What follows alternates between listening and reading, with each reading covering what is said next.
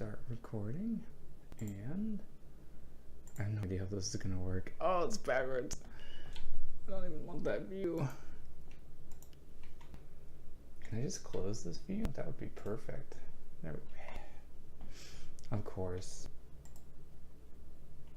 Of course. Well, let's try it one more time.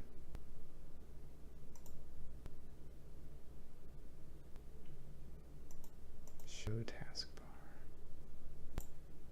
Pull that up, please. Swap presenter and view slideshow. There's part 1. And perfect. That's what we need. All right. So I'm here to talk about my midterm design report for I forget the name of this class, H564, which is some sort of prototyping class. It's a pretty interesting class, actually. I've been having a lot of fun with this one. This is a particularly fun one because designing a plant for, well, an interface, an ambient interface for Twitch. So that's why I decided also to stream it here onto Twitch. So if anybody is watching, I'm happy to answer questions as this goes along.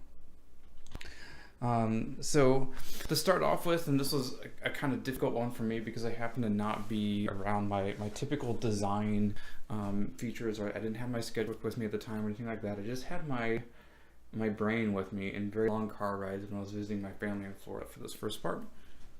To do this initial brainstorming, I was kind of challenged with this. You need to design some sort of ambient display, and things that I know about ambient displays include well, all right, it's got to be something that's kind of like in your peripheral vision, right? Like it can't be, or in your periphery in general. It's not the thing that you're paying a focus to or attention to, but it's something that you're kind of like getting over time and you're engaging with over time. And let's just like, okay, yeah, it's cold, and that probably means that it's cold out, and that's what ambient kind of means. Is I know someone's there because I can see their shadow, and I don't need to know anything more about that right now. If I need to know more, I'll engage with them later on because of that. But that also means it's a low data stream, right? Like we can't get a lot of information from this ambient information, this ambient display to start with. It's supposed to just be there, not really calling to your attention, but always kind of giving you the little bit of information that you need to know about as you're working.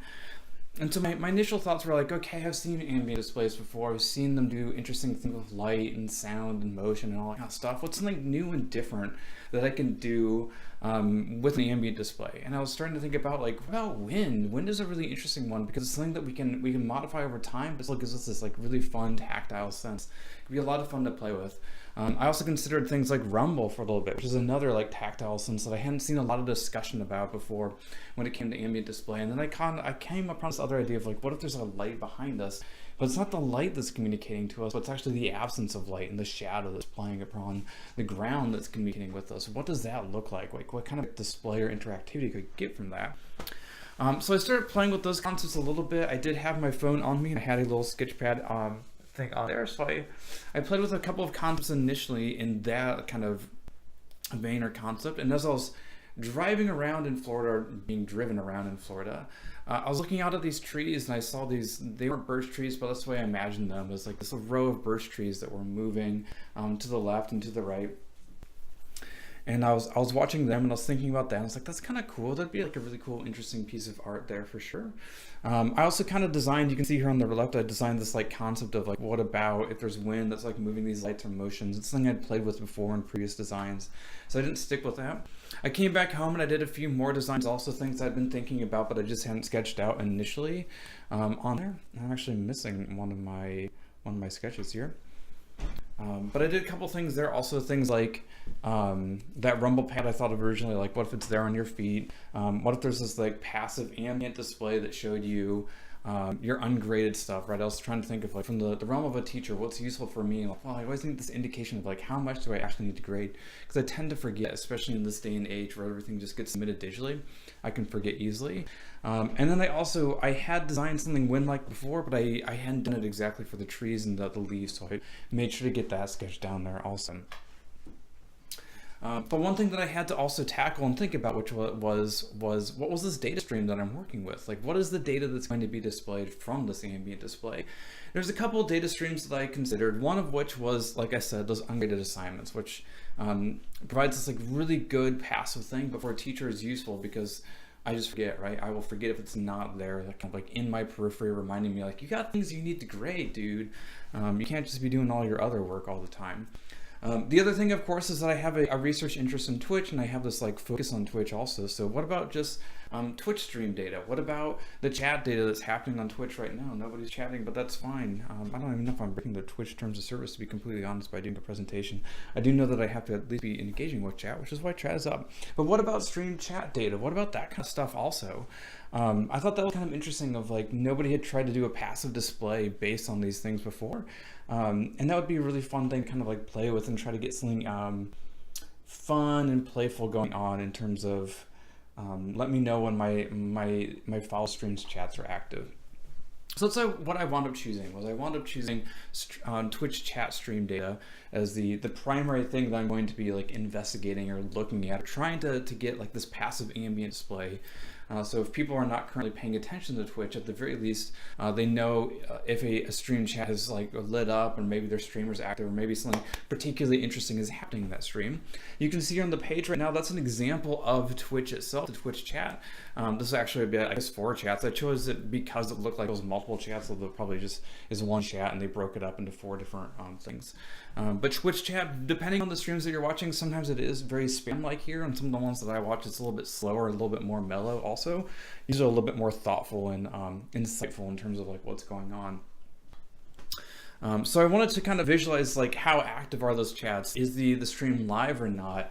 Is something particularly interesting happening on that stream? And I had to find some ways to get that into a passive or ambient display, something that, again, I'm not visualizing with like a pie chart or bar chart or anything like that, but I needed to slowly come through. That can exist in the periphery. And so my first implementation, I really love this idea of like nature and of these like natural interactions that are happening here. So I kind of came back to that idea of these birch trees. I was looking out the window, seeing them move by, and some of them move by faster because they were closer to me. Some of them move by slower because they were further away from me, all that parallax. I really like the idea of them casting shadows. I wasn't able to implement this in this particular design, but I was trying to play with like, if I made this thing, would it be distracting to people? And so what I did actually for this first testing method, because it's really hard to get multiple motions on something where I'm doing like a Wizard of Oz sort of interaction, is actually just mock this up inside of Photoshop.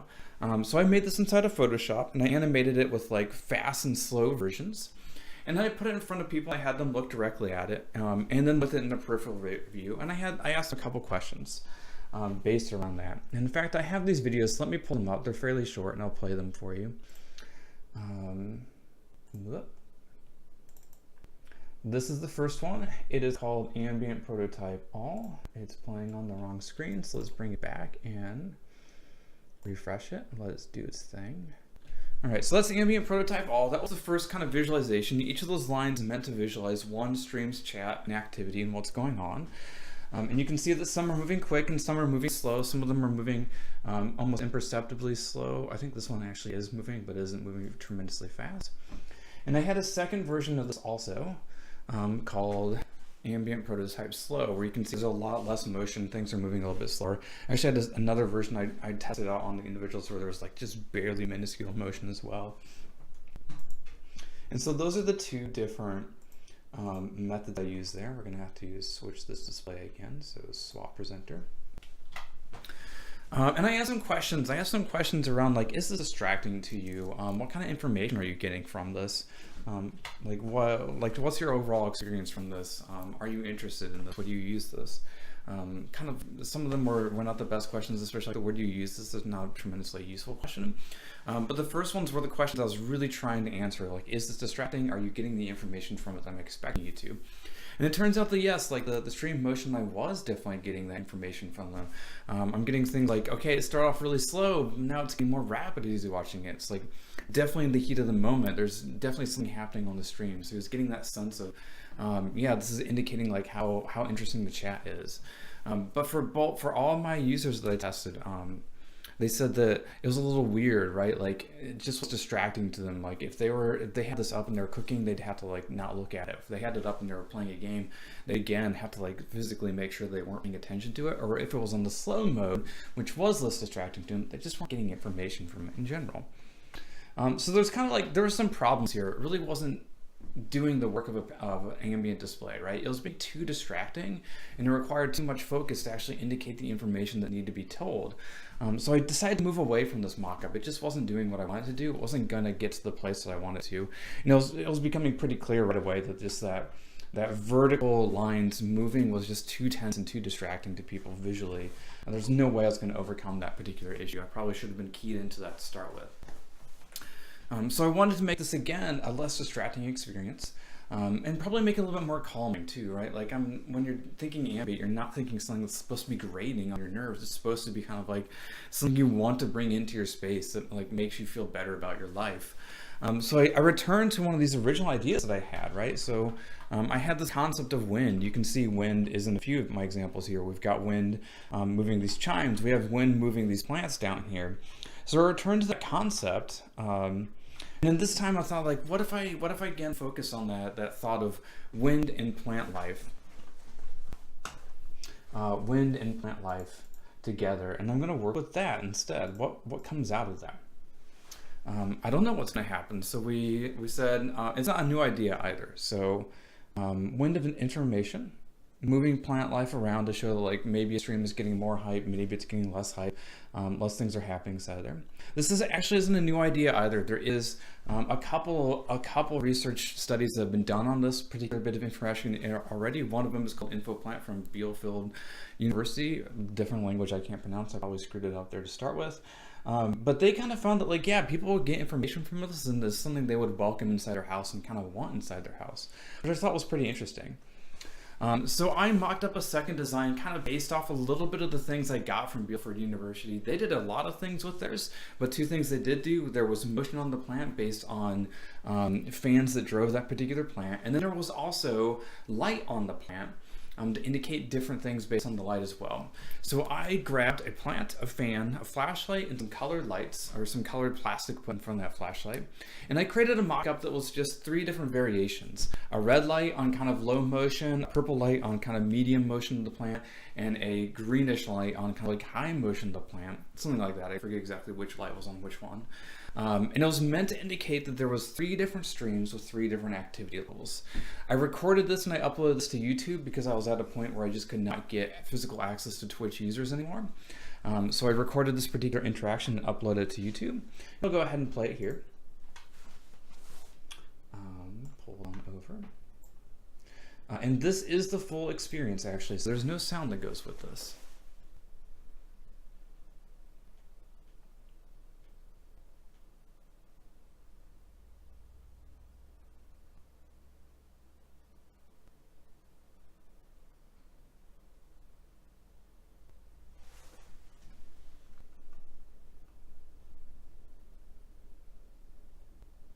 All right, so that was my second mock-up, and I shared that mock-up. With a couple people on Facebook, on Twitter, people who responded to my kind of ad hoc call for I need testers. You got to watch this and talk to me for a little bit about the interaction. I had them watch it. All I said again is this being driven by Twitch data. I'll talk to you after you watch it, and we'll unpack that after that. And I asked questions again like, hey, what'd you get from the experience? What's your aesthetic response to this video that you're seeing? And interesting to me actually was that they weren't used to getting information from a plant. Go figure, I suppose. But looking at the plant, they were really confused. They're waiting for a very long time for something to happen. They even replayed it and still said like, it really didn't make a lot of sense to me what was occurring with this plant. And so that was kind of telling of like, this is not a natural interaction to look at a plant and gather information from that plant. They weren't expecting that, and it just wasn't the way their mind was wired. Another thing is, if we go back and take a quick look at kind of the way this mock-up was disseminated, it was done on a dark background for 2 reasons. Number 1, so I could showcase the light that was on the plant, but number 2, also because a lot of Twitchers are probably going to be in kind of darker areas. It's kind of their thing.